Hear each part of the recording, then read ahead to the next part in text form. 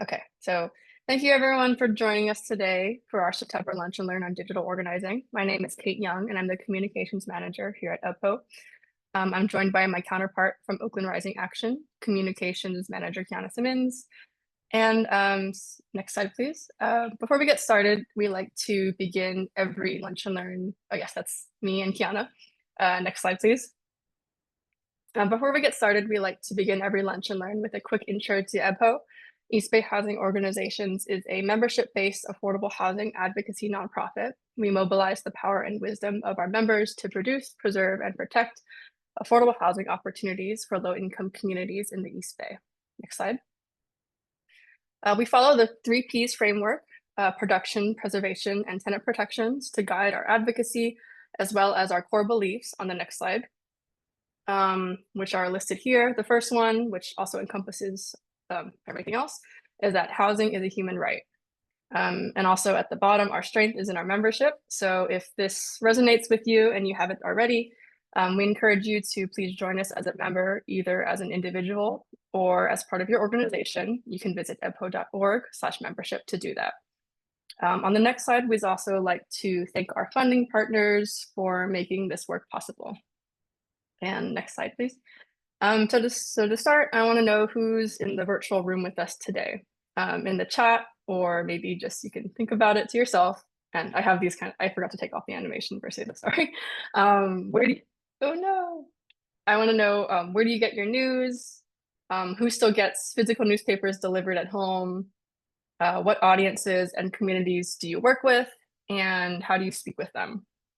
So I think the slide's not working right now, but it's okay. So just have those in the back of your mind as we go through our program today. On the next slide, I'd like to now tell you a little bit about myself. Again, I'm the communications manager at EBHO. I actually just had my 2.5-year anniversary a few days ago. I studied public health and political science at UC San Diego. And before I joined EBHO, I served in a couple different roles at a lot of different kinds of organizations. I worked as a campus organizer and graphic designer for a successful congressional campaign. I worked in the communications department at the Scripps Institution of Oceanography in San Diego. And I was also the marketing and community engagement coordinator for a global STEM education nonprofit for girls. And in all of these roles, I had to communicate a lot of different kinds of information to a lot of different kinds of people. For example, on the campaign, we actually flipped the district from red to blue. This was back in 2018. So the audience was potential voters and supporters. And again, it was very split. So I had to talk to a lot of different kinds of people, tell them about the issues that my candidate supported and convince them to vote for him. And in my most recent previous role, I was reaching out to girls and young women from all over the world who had very diverse backgrounds and levels of education and familiarity with English. So as you can see, digital communication is not a one-size-fits-all kind of thing. You need to craft your messaging and strategy according to the audience. I also want to point out our little special anniversary, 40th anniversary logo at the bottom there. That's actually from last year, which means that this year was EBHO's 41st anniversary. As you might know, EBHO was founded as Oakland Housing Organizations, or OHO, and it's been through a lot through the years. I did some digging around last year when I was looking for cool stuff to showcase for our 40th, and I found the agenda and the minutes for the very first OHO board meeting, which were taken on a typewriter. And today in 2025, I took my notes for this on a little Bluetooth typewriter style keyboard. So I'm showing you that to highlight the advancements in technology and how we adapt to fit the times and utilize the tools that are available to us. We learn and we grow to meet the moment, and we also honor and build on what came before us. On the next slide, it's a quick outline of what we'll talk about today. I just gave a quick introduction to myself and more of the communication side of things. We're going to talk about organizing and digital organizing. We're going to talk about social media and what the value is. And then we're going to transition to the main portion of our event today, and that's a chat with Kiana about her work at Oakland Rising Action, as well as her personal organizing efforts and experience. We're going to wrap up with a few quick thoughts on fake news and misinformation, and then we'll have time for questions at the end. So If you have any questions during our program, you can put them in the chat. We'll keep track of them to answer at the end. Okay, next slide, please. So what is organizing? Organizing is building power within communities to make change happen. We do this by relationship building, power building, shifting and sharing, educating, working towards change, naming targets, and naming our victories. So EBHO does all of this, mostly on our organizing team, which is led by our lead organizer, Damian Scott. So if you're interested in any of our organizing programs, you can reach out to him. His email is right there. And yes, these slides will be available after. Some of our organizing programs are Leadership Academy, which we have a couple of alumni here with us today. It's a training program. We also have our COP, which is our Resident Community Organizing Program. And we're also part of RUN, which is the Resident United Network. It's a statewide coalition of housing advocates. Next slide, please. I also wanted to talk about transformative organizing, which is building power and leadership of oppressed people to change their own living conditions and alter the structures of oppression in society.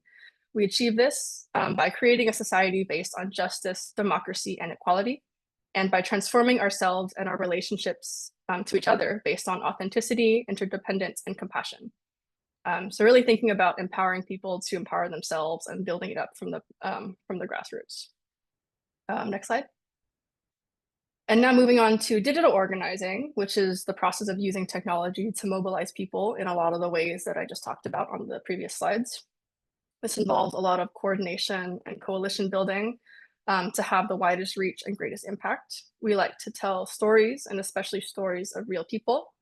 And we like to use digital spaces as a mode of education and dissemination of information. So why is this important? We're really thinking about who holds the power and who controls the narrative. Digital organizing is very adaptable to different environments, audiences, and skill levels. And we really want to meet people where they're at, both physically and metaphorically. And I'll elaborate about that on the next slide. Physically in the sense that we're reaching people at home or wherever they can bring their phones, computers, or tablets. And this can be in place of more traditional organizing outreach methods like canvassing, door knocking, and other activities where things like weather or physical ability wouldn't allow.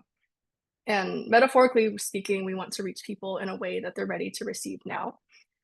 Maybe someone isn't completely ready to say yes to your cause yet, but we can use digital tools to prime them with maybe even several waves of messaging so that somewhere down the line, they have the foundation to have a deeper understanding and a discussion with you, and eventually they can say yes.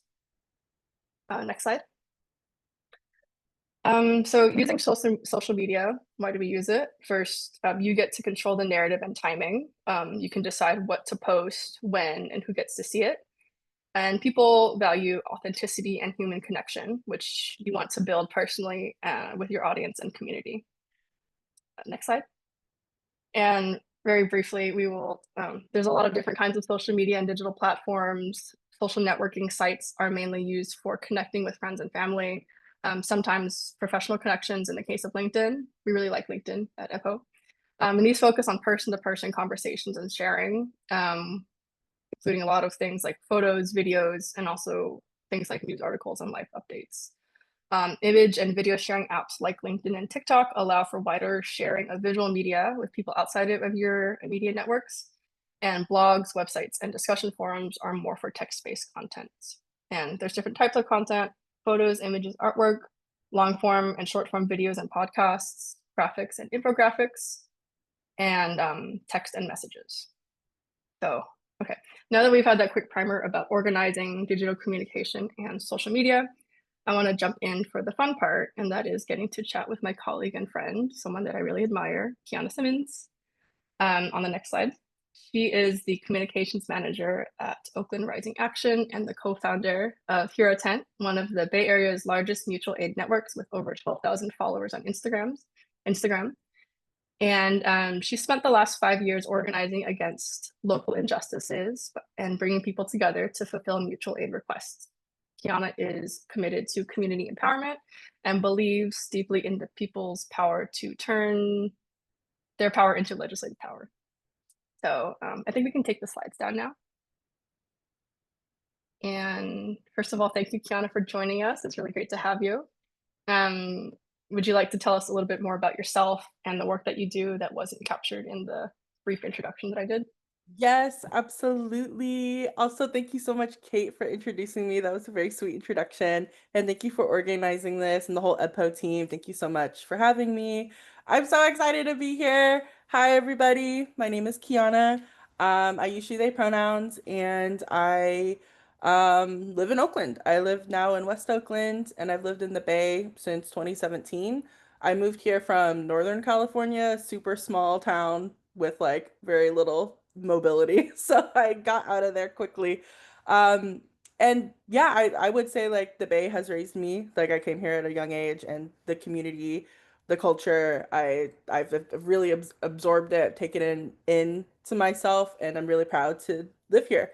Um, I just like like, as a part of my introduction, I just wanted to mention that like I first moved to San Jose, where I did a lot of organizing there. I started like a little nonprofit, was a part of some Black Lives Matter organizing, and after that, I transitioned into like more formal nonprofit world where I did housing. I did a lot of like affordable housing organizing. That's where I met EBHO, and maybe some of you guys might know me from doing that.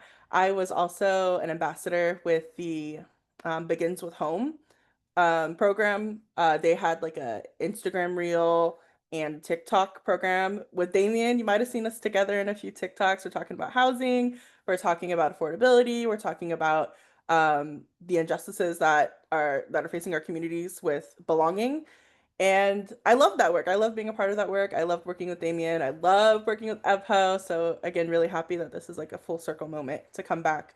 Um, and since working in the housing space, I've transitioned most recently into working at Oakland Rising and Oakland Rising Action, a nonprofit that does civic and political engagement in in Oakland.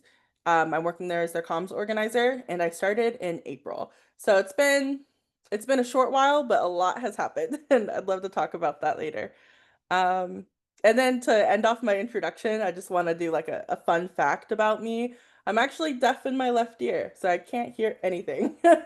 So if you guys ever see me out in the wild, you're like, "Hey, Kiana," and like you're on my left side, I will not hear you. But I promise I am not ignoring you. I'm deaf. But yeah, that's my introduction. Good to know. Thank you, Kiana.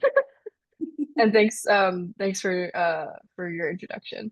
My first question for you is what was your first introduction to digital organizing and using social media for good? Yeah, that's a great question. And I was thinking about when was the first time I really started using social media? Oh my gosh, that's my cat. Hello. When was the first time I started using it? And I think it really coincided with when I started organizing generally. And that was all during the pandemic.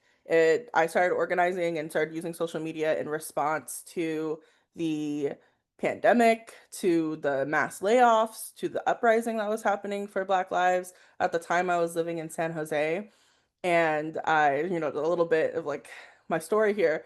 But I lost my job, lost my income, my car got repoed. I was depressed, and I ended up also losing my housing. So I was couch surfing for a minute, and just like the stress of that period in time, and I'm sure we can all relate to that moment in time as like being extremely stressful. A lot of us are really going through it. I was going through it too. And I think I was just really pushed to such an extreme of like, why is the world falling apart? Why is there no help? Why is there such little support for people who are like me, just like working, living their lives, doing the things that you should be doing, right? Doing all the good things.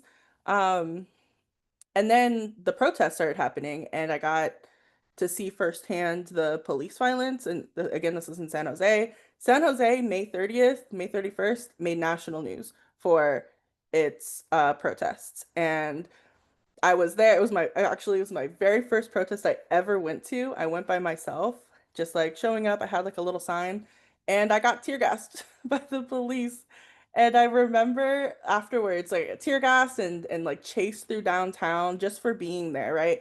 No one was doing anything to, first of all, they were just chilling. and executing our First Amendment right to free speech. And we were tear gassed and chased around. It was really scary. And I have asthma as well too, so I was like, "Oh my God, this is absolutely terrible."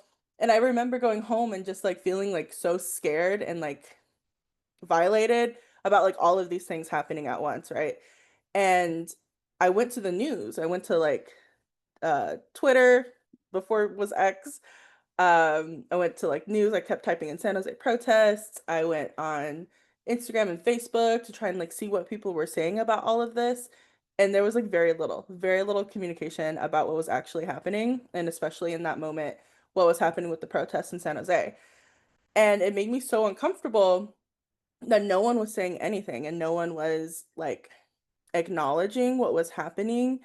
Um, and then I started to kind of like ask the question, like, why? Why is this not getting covered? Why aren't people caring about this?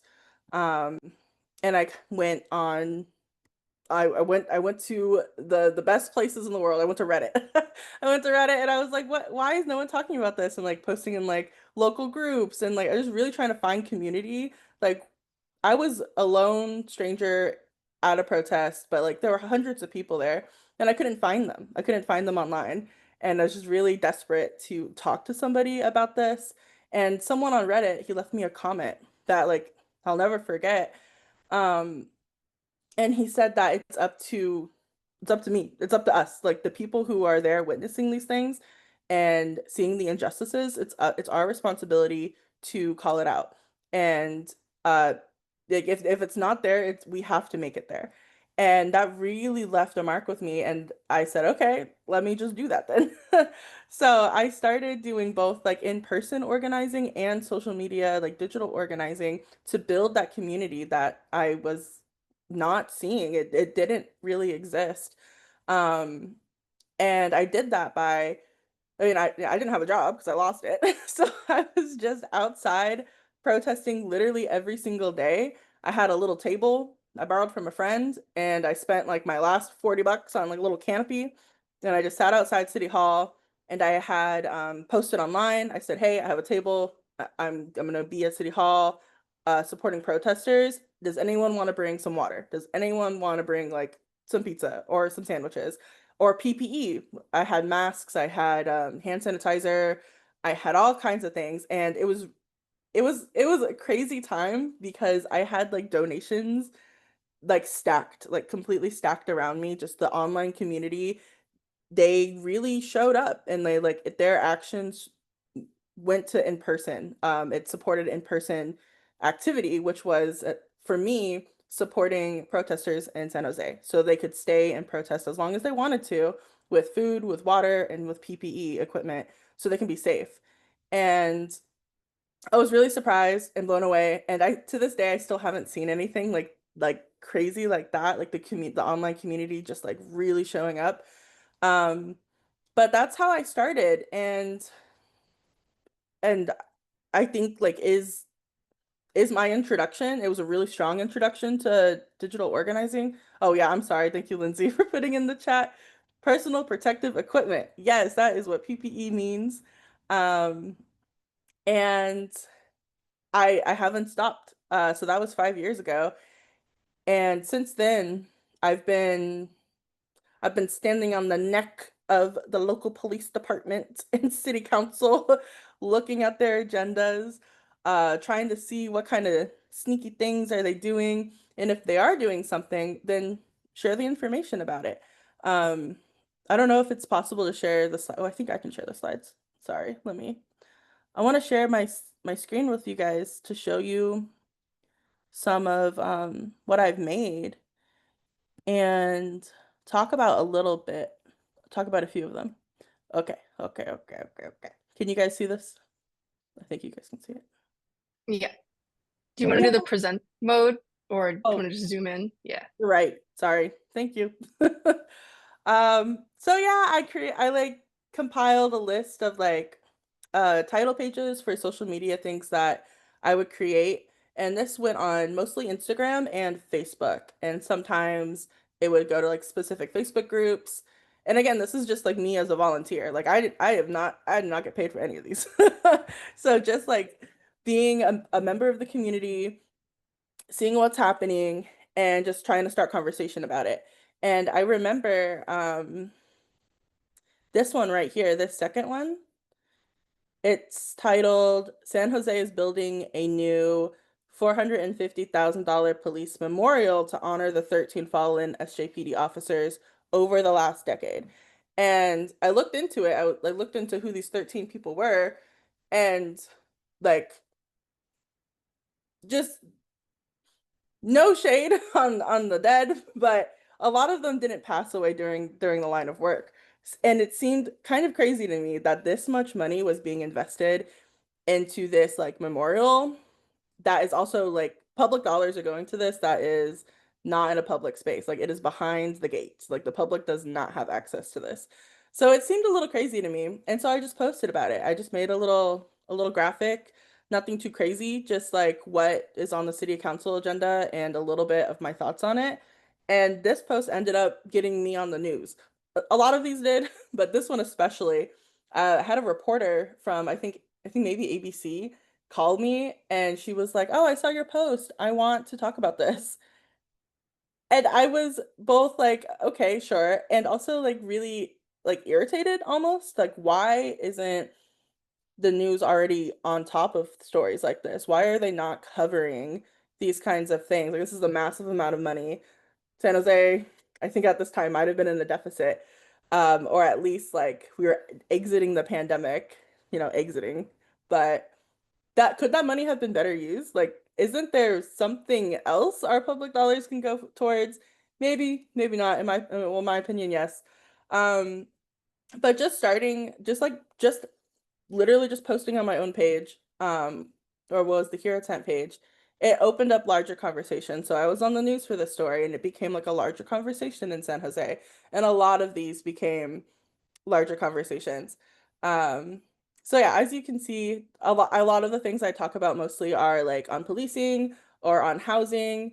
I've done a lot of supporting families. So like this is a good example of like a fundraiser post. So like trying to help people out who need help with their housing, need help with their safety, with medical, if someone comes to me, I try my best to support them. So I've done that, and I'm really happy to say I've met a lot of fundraising goals. Um, I can't say exactly how much I've raised over the 5 years, but hundreds of thousands of dollars all directly to the community. And if it isn't an individual fundraiser, it is for the community at large. So we raise thousands of dollars for our unhoused community. We go out and we support them with another PPE, protective equipment, with supplies that can help them. And all of this is possible through social media. I've done all of my organizing, but like what I would say is pretty successful, like organizing hundreds of thousands of dollars just through social media alone, just posting saying, "Hey, this is happening. We need help. Our community needs help. Hey, this is happening. This doesn't sound right." Like I have a problem with this actually. And it has opened up so many doors and so many opportunities for me and my community members to serve our community. So sorry, this is like such a ramble. I'm a yapper, guys. I'm a yapper. But um, yeah, that's how I got started, and that's a little bit about like how I've used social media. Well, Thank you. Yeah, no, it's okay that you're yapping. It's great. And that's all really awesome. Yeah, it's essential to organizing. That's really, we're just professional yappers. I wanted to touch on a couple of things that you just talked about. One, I'm really glad that you mentioned the the time during the pandemic, what May 30th, 2020, when just everything was the tension was building, and that's just kind of when it burst. Because I remember on that exact same day, I was living in LA at the times, and there was a lot of protests and like riots happening at the same time too. And I didn't have as much of a hands-on experience as you did, but all the news was talking about looting and things on fire and people creating all this chaos. But then I saw on social media people were just marching in the streets. They were there. there was violence, but it wasn't them instigating it. It was a lot of the police brutality happening, and that was not was being covered on the news. And I was just really blown away that they were fixating on the property damage and things like that instead of the actual lives and the reason why people were protesting. So I think that Mhm. really just goes to show like the power of like democratizing information sharing and letting people show their experiences on the ground. Um, and controlling, the narrative and letting people know what's actually happening. Um, yeah. 100%. hmm Said And it. then yeah, I really like that you showed all the different examples of your the posts that you've made, and I'm kind of skipping ahead, but so like that's a skill, like that's a craft, being able to put together graphics and things that get people's attention, get people to share it. And I wanted to know, like, is that a skill that you already had, or what other personal skills or interests have been beneficial to this work? And like, as an individual and as a professional, like, what how have you like seen yourself grow by doing this kind of work? And how do you think that other people can use their own skills to get involved? Mm, such a good question. And I think, you talk about using like creating these kinds of designs for social media is a skill. I would say 5 years ago when I started, I didn't see it that way. I kind of just was like, this information needs to go out. Someone's got to do it. I guess I'm just gonna do it. And I think 5 years ago, the social media landscape was very different. Like there were not a lot of like infographics on social media. There were definitely like some, but it wasn't oversaturated like it is now. Like now everybody is posting like some kind of like informational graphic. But back then it wasn't too crazy. So I didn't have a lot of the expectations of like needing it to be perfect or pretty. And I think that really helped me just like put stuff out there. And everything that I showed you guys was like some of my nicer work, but definitely I had some less pretty graphics and I've learned a lot. So I would say I do think it is a skill to be able to create things like this, but I also think it's a muscle and you have to practice it. And that's what I did. That's what I've been doing for 5 years and like I hope to continue growing my skills and like becoming a better infographicer or whatever the word would be. But it's also a muscle. So I think like trying it and just testing it out and like experimenting is really important to being able to do something like this. Because if the information is good and if you stand on your analysis and you stand by what you said, people are going to engage with it regardless because it's honest. It's coming from you, someone who put care into what you're saying. And I think that's the most important thing is like being passionate enough to even want to create something like this. And I think that's how I feel about most things. I think all of the skills can be learned and like our muscles. Um, and I would really say like being like what else would be beneficial to this is just like interest and a sense of justice. Because that's why we do this in the first place. Like we're not making money off of these kind of graphics. We're not necessarily benefiting from like these social media platforms. We're trying to organize our people. We're trying to get the larger, we're trying to play a game in a larger landscape here. It's not just social media. Everything that we do here like translates to our in-person real lives that we're affected by. Um, so I think you have to care about it. I think you have to be passionate. Um, you have to be interested. And I think that comes in a lot of different forms. Like I've worked with so many people to create these graphics, and sometimes it's as simple as someone being like, "Oh, I read this in the news. Um, I feel like the reporter didn't touch on this," or um, "Oh, I saw this happen, but no one's talking about it." Kind of like what I just said.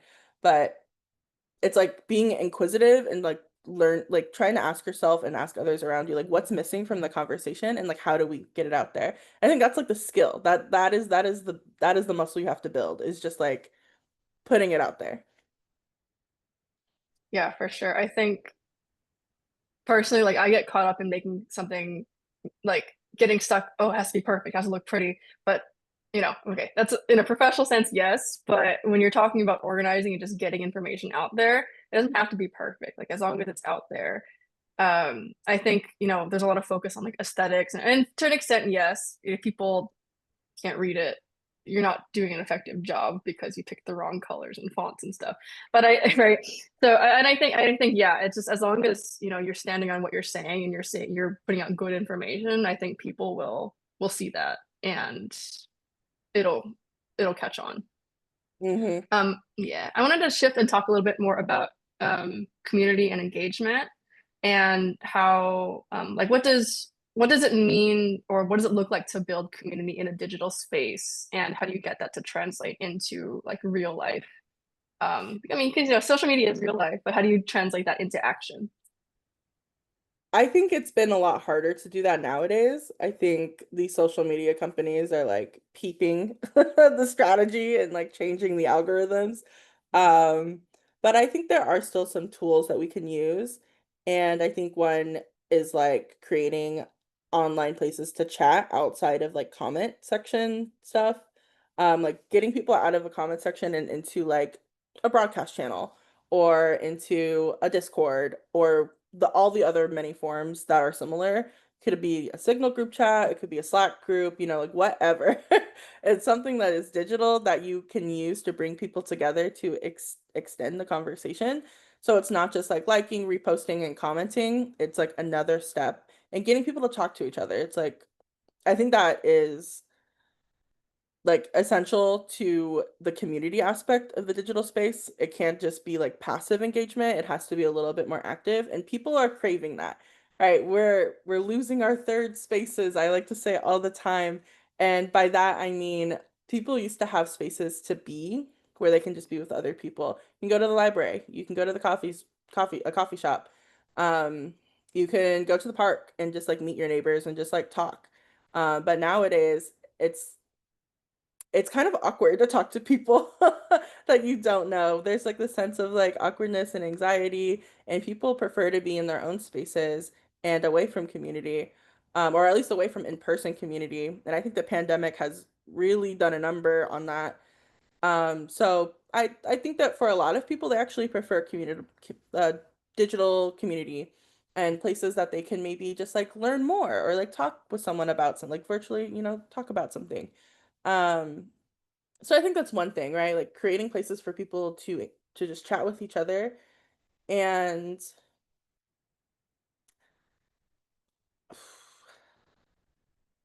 I'm like trying to think too, like what else would I like really recommend? Um,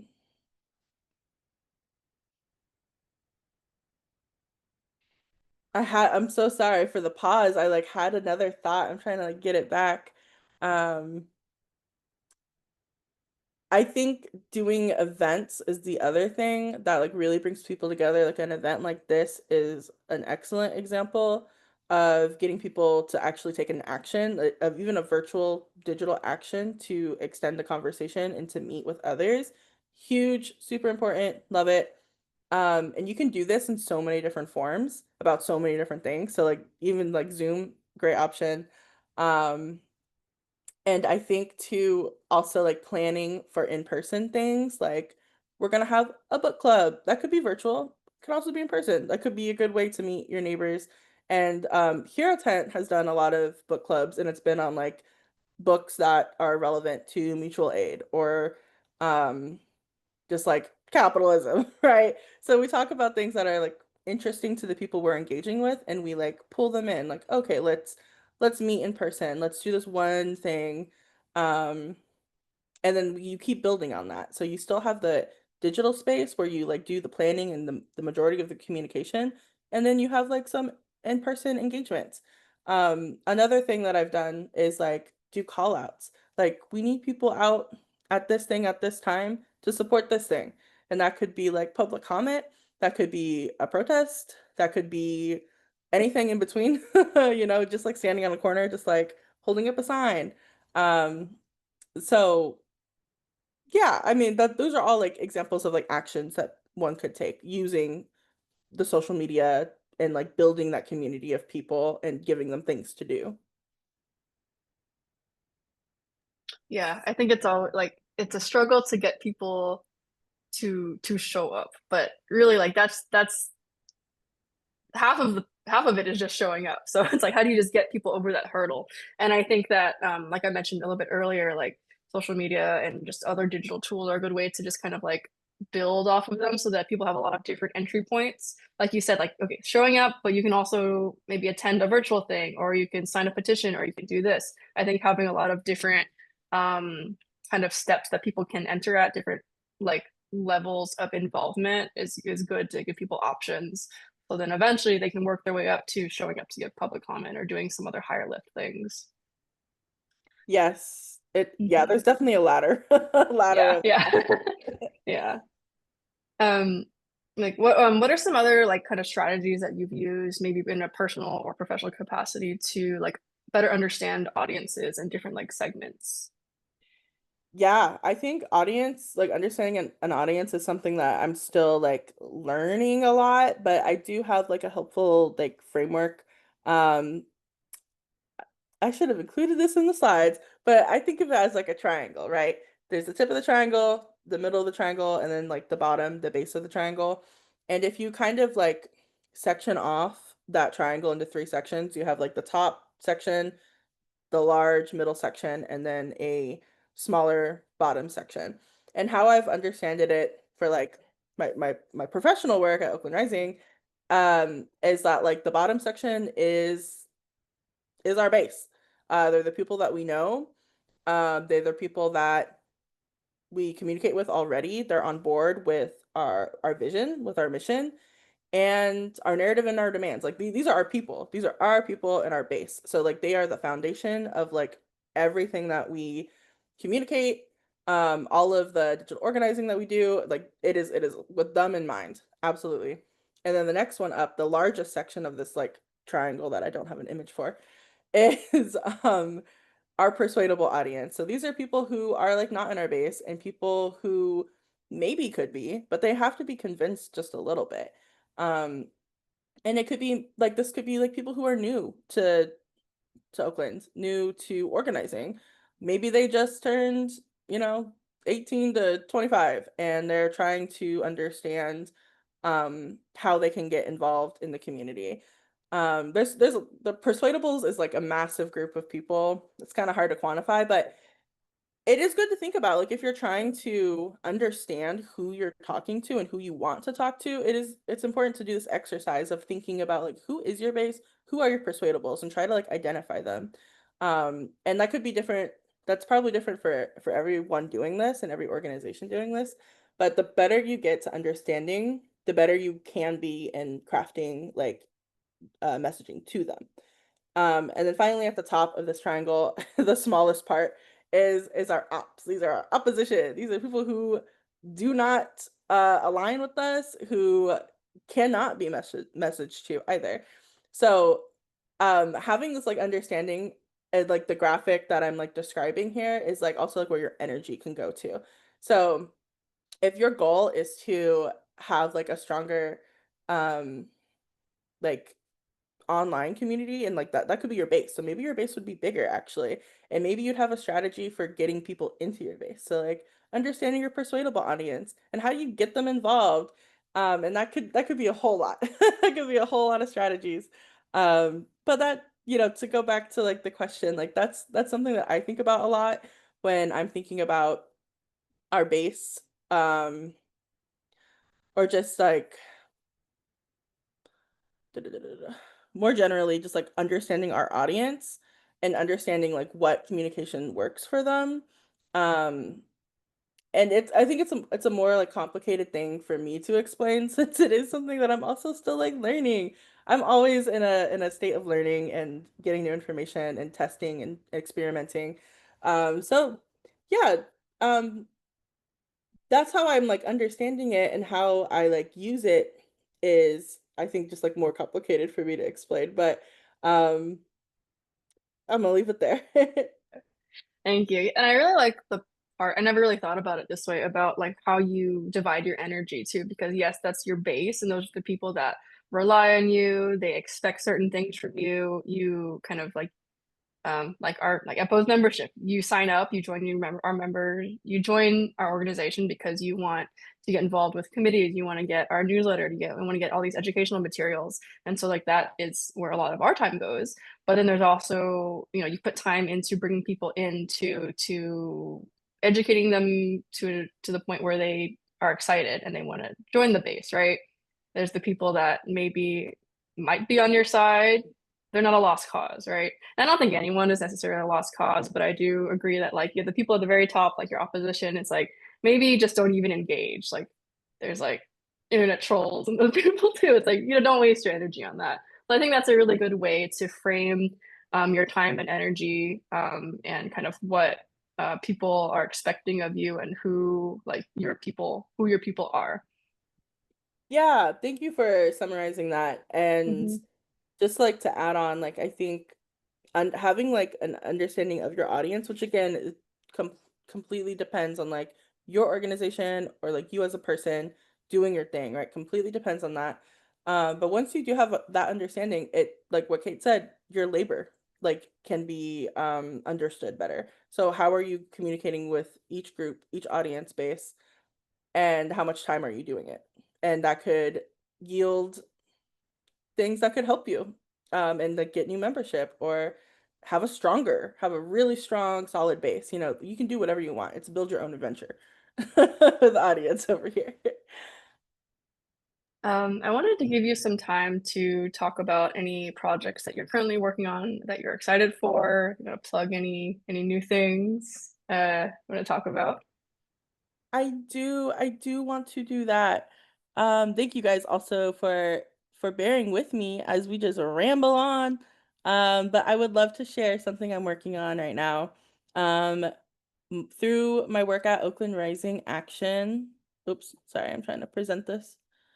Through my work at Oakland Rising Action, we are creating a podcast. Woo! Yay! And the first episode actually just dropped yesterday. So, you can stream it. Please do stream it. Actually, I would love for you guys to do that. Episode 1 is all about who Oakland Rising is and Oakland's progressive agenda since the 90s. And the hosts for this podcast are two of the directors on my team. It's Cheney Turner and Picolia. I'm sure you guys know I hope you would know Picolia. She's everywhere. And it features Jennifer Esteen, Alyssa Victory, and Kitty Epstein.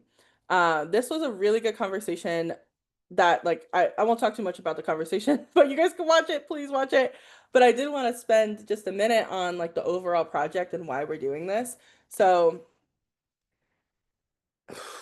man, how many of you guys have seen the negative news about Oakland or just negative news in general?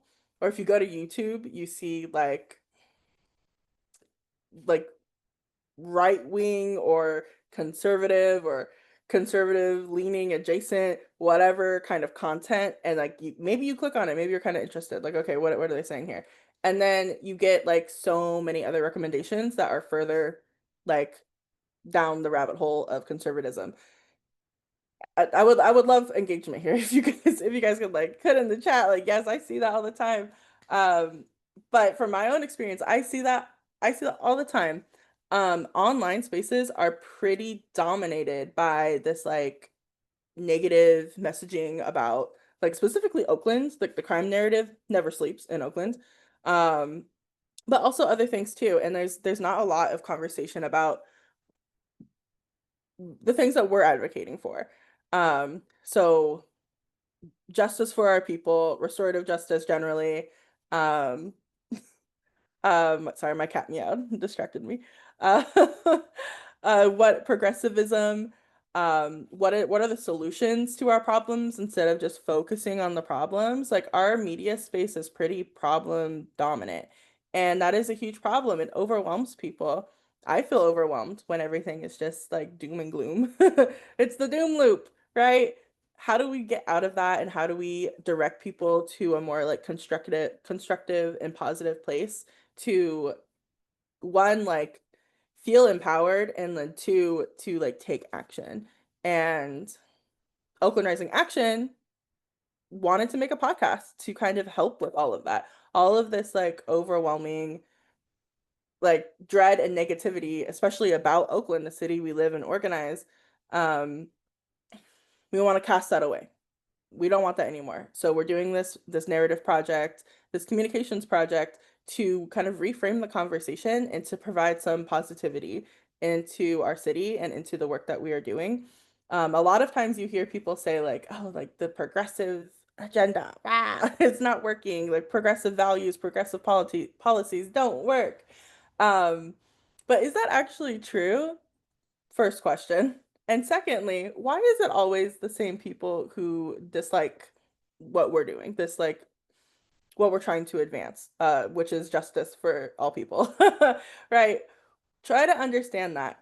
So this whole project is 5 episodes. It's video and audio, so you can watch it on YouTube, on Spotify, on Apple Podcasts. We have a TikTok account now. We have a bunch of stuff going on Instagram. Um, and we're trying to really challenge this perception of like progressive in Oakland, but also having more conversations that like recenter the conversation, like recenter issues that our community is mostly affected by. So safety, um, money and politics, and like influence in our local politics, housing. I can't believe I almost forgot that one. EBHO. We have a whole episode dedicated to housing, displacement, gentrification. That episode I think everyone here is going to appreciate. And it's about why does this even exist in Oakland? How did it come about? And like what are the solutions that are not doom loop centered? Because there are solutions to everything that we're organizing around. We have to break away from this negative cycle and speak truth to power. That's what we're trying to do with this podcast, and I really hope that you all engage with it. This is the biggest thing I've worked on at Oakland Rising Action, so I hope you do. My cat. That's so cool. And hi, Kiana's cat. I have the podcast in another tab open. I'm gonna listen to it when I eat lunch after this, so I'm really excited. And that's just so much work. Congratulations on, just putting it all together. And yeah, it sounds really awesome. I really love what you talked about, like shifting the narrative about Oakland, because whenever I tell people I work in Oakland, they're like, "Oh, it's so scary." Oh. People have never even been here. People who just hear news article, hear news headlines, and they don't even know. Like, yeah, okay, there are problems. It's not like what you hear on the news, but it's not like there's no solutions. And so I love that you're talking about the solutions. I love that you're talking about like what brought us here, and celebrating all the great things about, Oakland and the East Bay in general. Yeah. Yeah, so congratulations. Yeah. We are coming up on time, but I wanted to thank Kiana for joining us. Yeah, check out her podcast. We're gonna put links everywhere, and it's gonna be in the slides. And the materials that we share out afterwards. Um, okay. I wanted to shift back. Oh, can we get the slides back up for Shada, please? I wanted to close our session by talking a little bit about something that's, oh no, the fake news one. Yes. I want to talk about something that's relevant and really important to me really quickly. And this has kind of been a general theme that we've talked about throughout this session, and that's combating fake news and misinformation. So whether you're like a TikTok influencer, a communications professional, a writer, or a reader, or a scroller, I believe that we owe it to ourselves and to each other to create and consume information responsibly.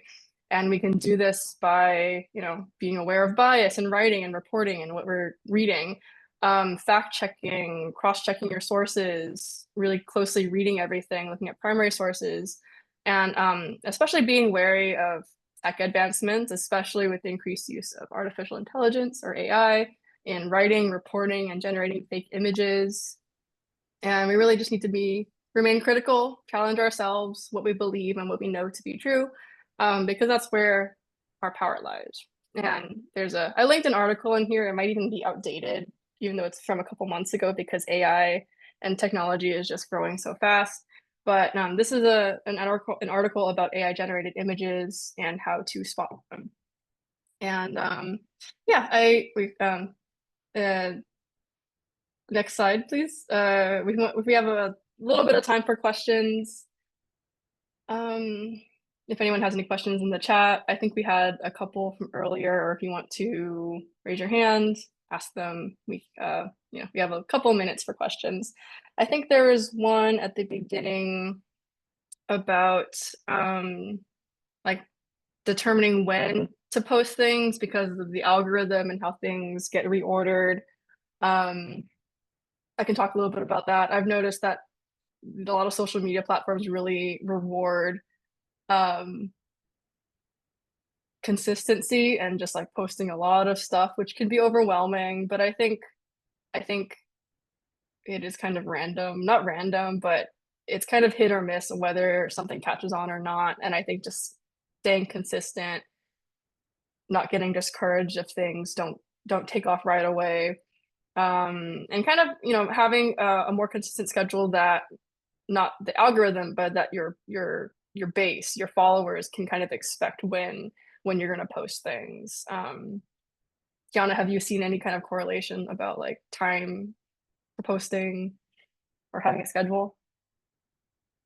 I think it changes so often, it's really hard to say. And I think that's the challenge with these social media platforms. They're really hard to work around.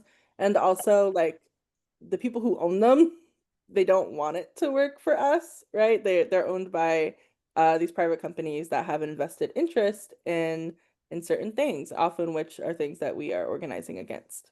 So I think you should consider that as well when trying to work with the algorithm. Mm-hmm. Yeah, you kind of can't win with an algorithm. That's why you need to have all these backups and other things. But like you said, moving people to other spaces to take the conversation. And then I think there was a longer comment about some national organizing programs recommend identifying and creating like a black and white villain to motivate the base. And there's some hesitancy to do so considering it could be detrimental to belonging. Um, and for complex issues like housing, rarely does it have a side. Rarely does one side have no valid positions and only one other, and the other only have valid positions. Yeah, and I think that is true. It's like it does help to motivate people to identify where the problem is coming from. But when you think about individuals, everyone has, everyone's coming from somewhere different and you have different backgrounds, different, experiences and points of view. But I think if you can't, like I said, you can't discount completely every like certain people. And I think finding that common ground and a place where you can connect and have like a human conversation with them is really helpful in being able to kind of frame your strategy and how you talk with people.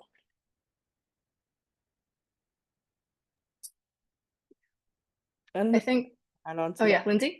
Oh, okay, thank you.